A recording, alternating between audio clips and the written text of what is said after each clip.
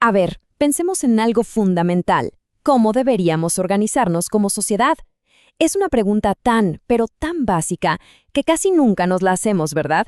Damos por sentado que necesitamos un Estado o un gobierno que ponga las reglas y ya. Pero, ¿y si esa idea, esa base sobre la que construimos todo, estuviera mal? Fíjense en esta frase. Es de James M. Buchanan, nada menos que un premio Nobel de Economía. Y la verdad es que da justo en el clavo de lo que vamos a explorar.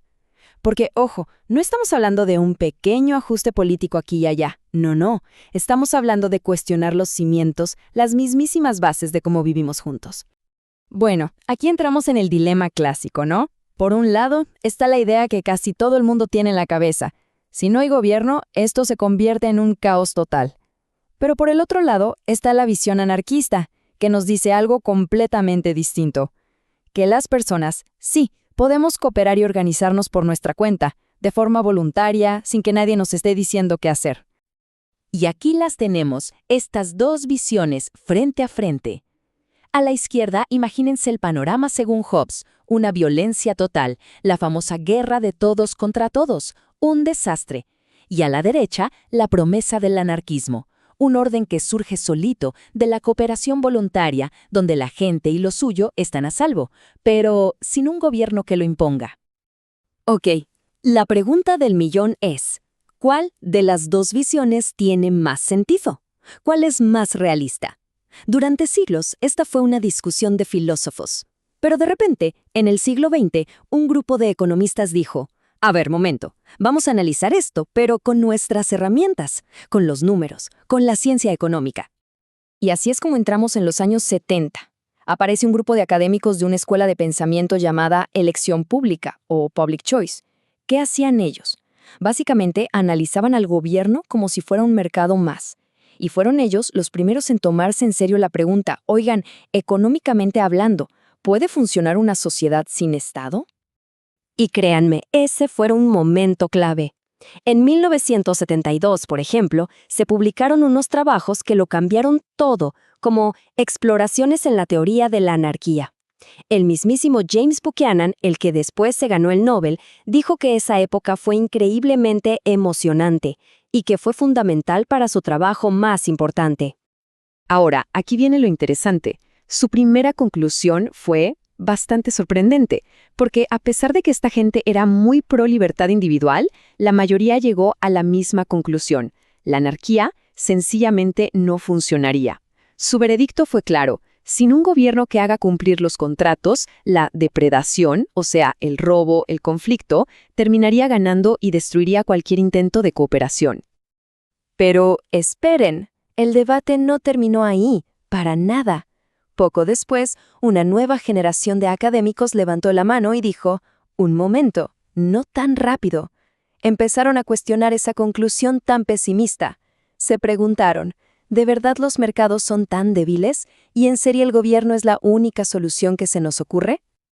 Para entender la crítica, hay que volver a un modelo de un tal Winston Bush. Él acuñó este término, depredación. Y la lógica es bastante directa. Si no hay un Estado que ponga orden, la gente va a gastar su tiempo y dinero no en producir cosas, sino en quitárselas a los demás. Y en un mundo así, pues todos perdemos. Pero, claro, llegó la respuesta. Un economista llamado Jason Osborne dijo que esos modelos eran demasiado simplones. Argumentó que, vamos, en el mundo real no somos robots programados para robar. Incluso cuando nos encontramos con alguien por primera vez, podemos captar señales, hablar, darnos una idea de si podemos confiar o no. Y eso, según él, cambia todo el juego y reduce muchísimo el riesgo de depredación. Luego, J. Patrick Ganning lo ilustró con una analogía muy buena. Piensen en esto. Un pigmeo y un gigante. ¿Pueden firmar un contrato justo entre ellos? Difícil. ¿Por qué? Porque el gigante siempre tiene la opción de no cumplir, de romper el trato, y el pigmeo no puede hacer nada al respecto. Para que ese contrato funcione, dice Ganning, necesitan un supergigante, o sea, el gobierno, que pueda obligar a los dos a cumplir su palabra.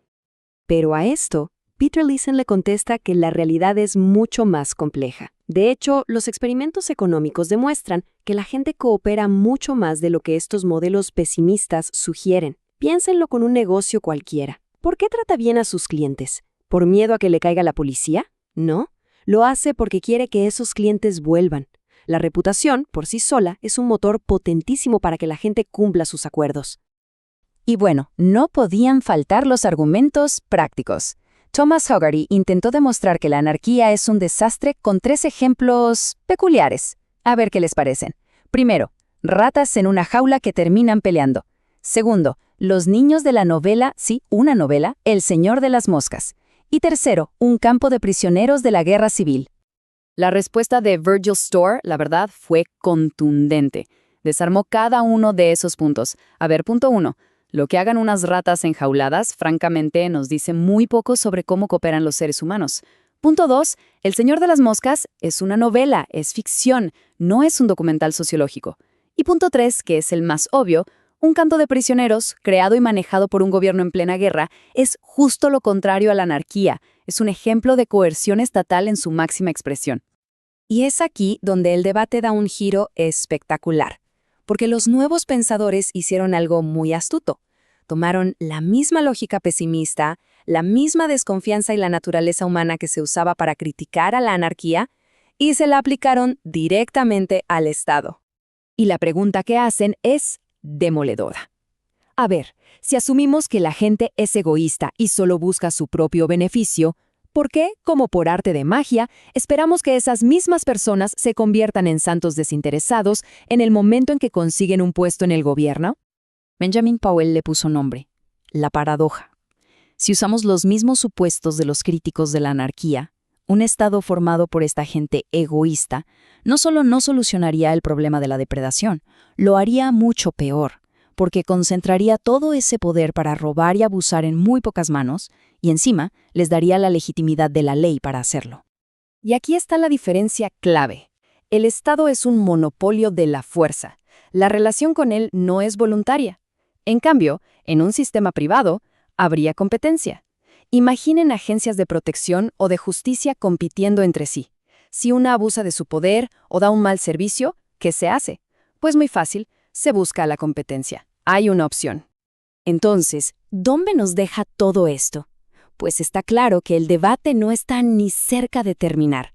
De hecho, las ideas han cambiado tanto, han evolucionado tanto, que hasta los mismos pensadores que iniciaron todo esto empezaron a dudar de sus propias conclusiones iniciales. Y escuchen esto porque es una admisión increíble. El propio James Buchanan, el Nobel, reconoció años después que quizás se habían dejado llevar demasiado por ese pesimismo del principio. Admitió que en su momento no se pararon a pensar seriamente en cómo podría funcionar una anarquía ordenada si tal vez la gente era más cooperativa de lo que ellos pensaban. Pero ojo, no todos cambiaron de opinión. Gordon Tullock, otro de los grandes de esa escuela, se mantuvo en sus 13. Su argumento era que, sí, claro que existe el orden privado, pero todo eso, la seguridad privada, los arbitrajes, todo, solo funciona porque existe a la sombra del Estado. En el fondo, para él, la reputación y los buenos modales no sirven de mucho cuando te enfrentas a alguien con una pistola. Al final, la gran ganancia de todo este debate, más allá de quién tiene la razón, es que nos obliga a mirar con lupa cómo surgen de verdad las reglas y el orden en una sociedad.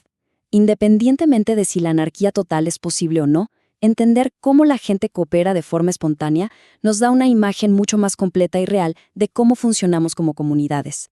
Lo que nos deja con una pregunta final, una para quedarse pensando. Después de todo este recorrido, ¿qué parece más acertado?